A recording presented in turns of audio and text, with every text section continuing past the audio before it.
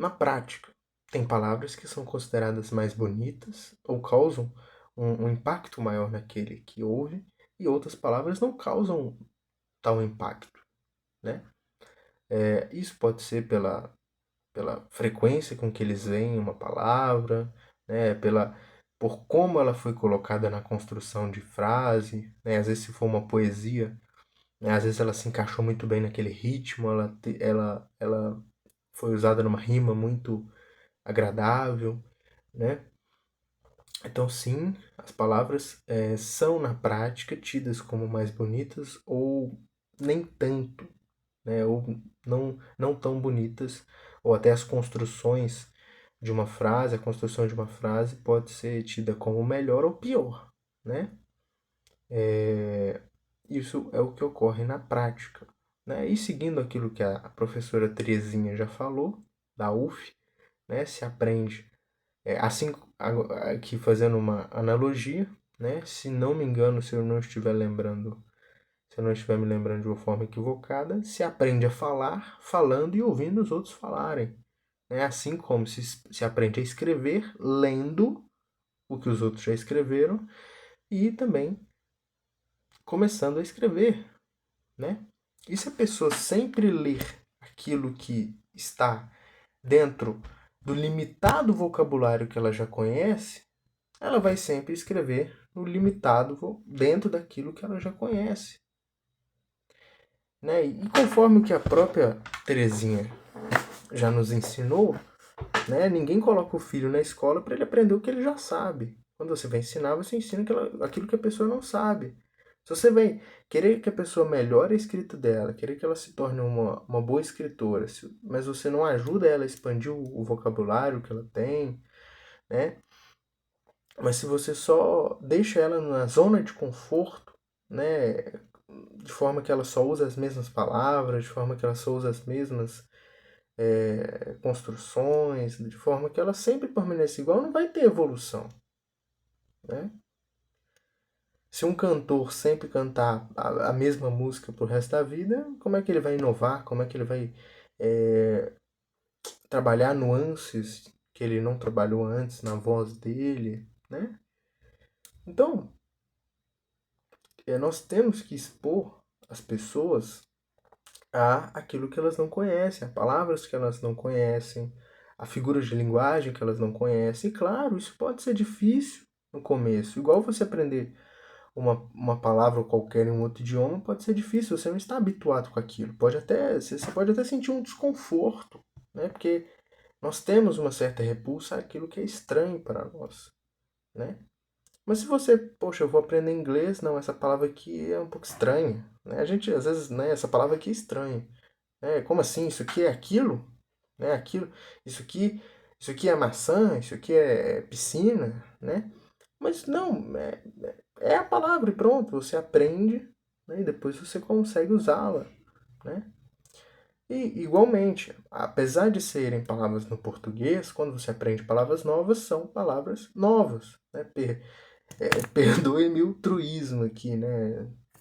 Mas é o óbvio que parece que está precisando de ser falado. Há dificuldades, né? Lembrando que, claro, há pessoas que não têm a capacidade, não têm a limitação para conseguirem expandir tanto o vocabulário. Às vezes nem tem esse propósito na vida, né? Você pode treinar com ela, às vezes, para ela desenvolver o máximo dentro da limitação e do interesse, né? Dentro daquilo que faz sentido para ela, né?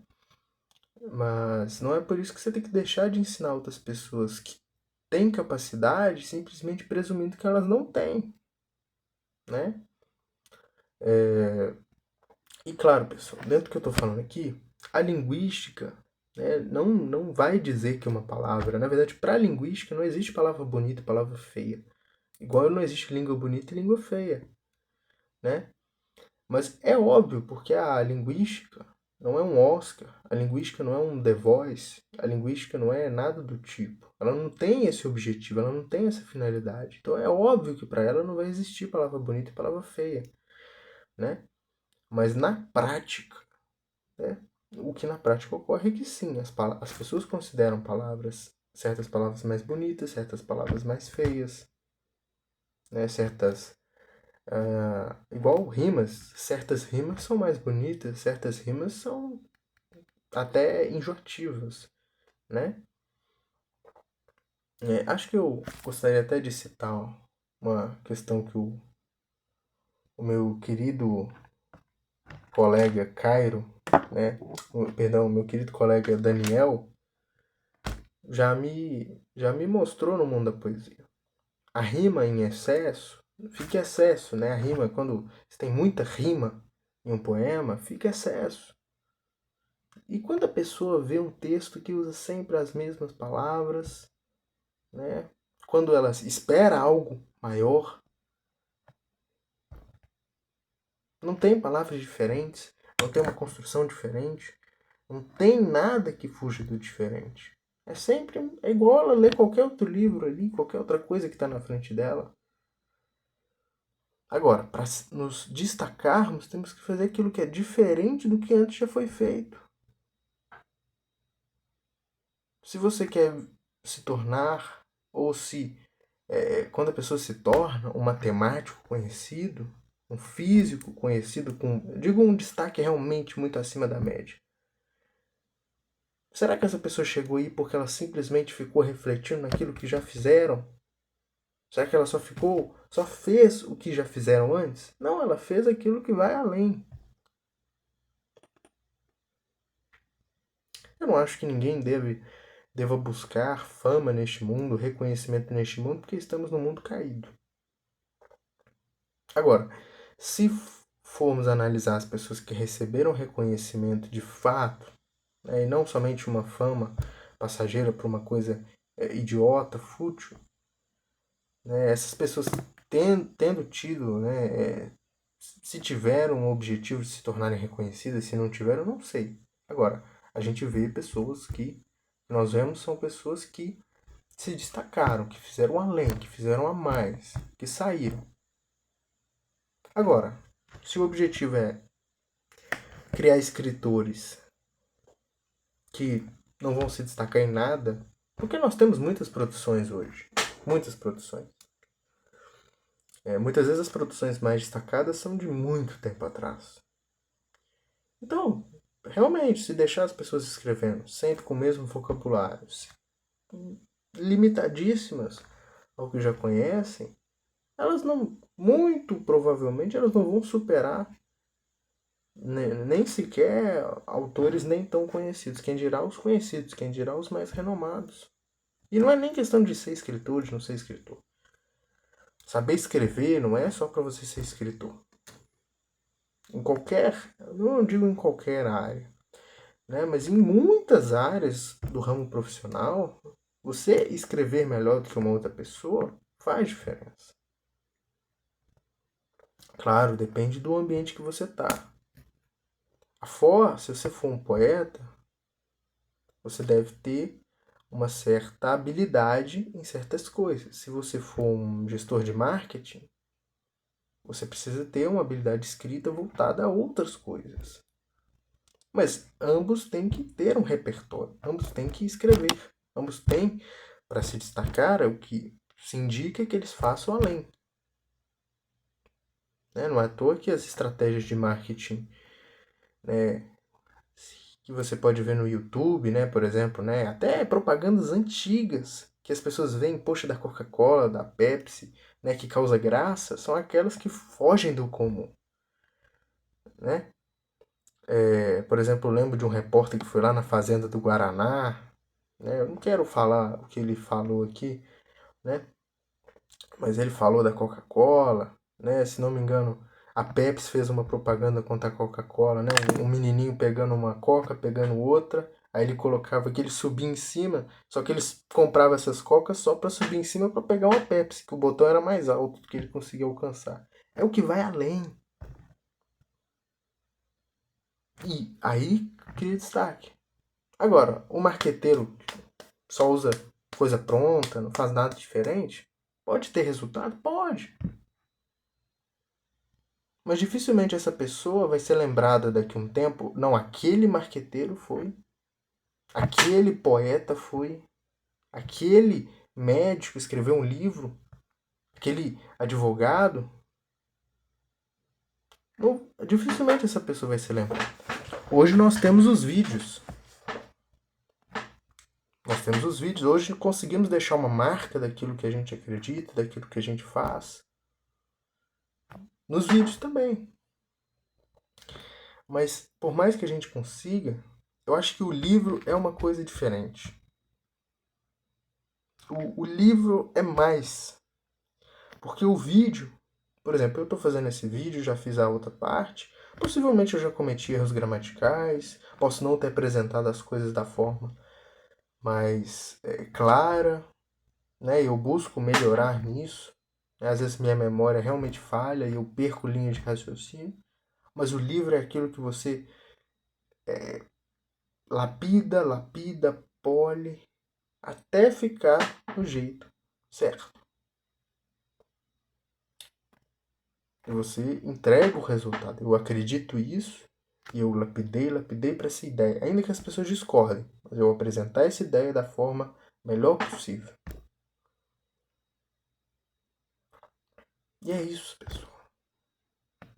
Precisamos de escritores. Precisamos de pessoas que, de fato, agreguem algo nos dias de hoje. Porque, infelizmente, temos um declínio cultural muito grande. Eu não digo em si, né,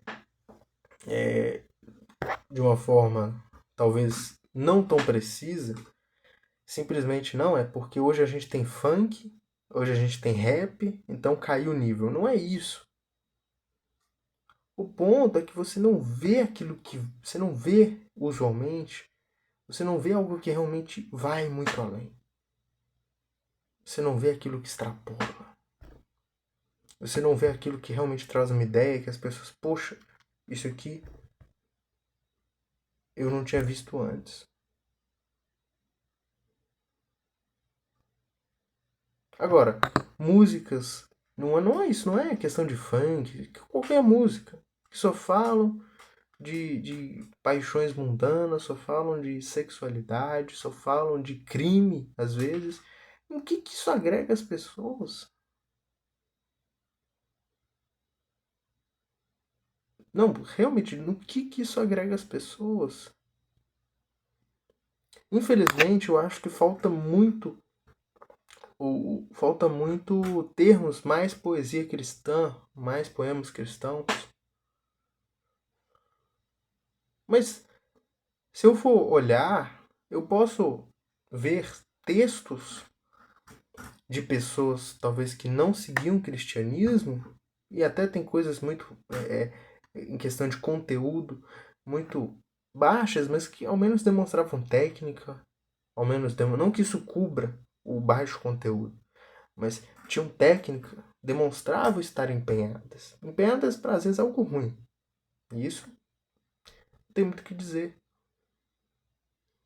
Mas se a gente pode juntar técnica, se podemos nos aperfeiçoar, se podemos melhorar a nossa capacidade de fazer aquilo que a gente faz, e ainda fazer com uma boa intenção, com um bom conteúdo, digamos assim, é isso que temos de fazer.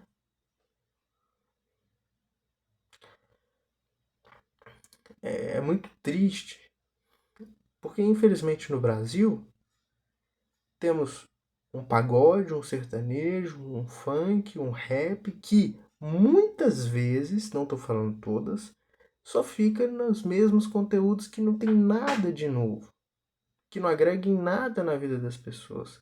Literalmente são músicas que só servem para se dançar.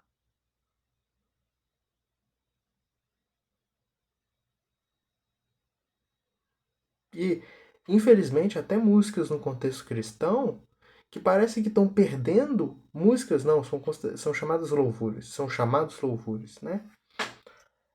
Mas estão perdendo a essência de adoração a Deus e estão ganhando a intenção estética da arte. Eu entendo, eu acho que o louvor pode ter uma intenção estética, mas acima de tudo a intenção estética é para Deus. Vou fazer uma música bonita para agradar a Deus.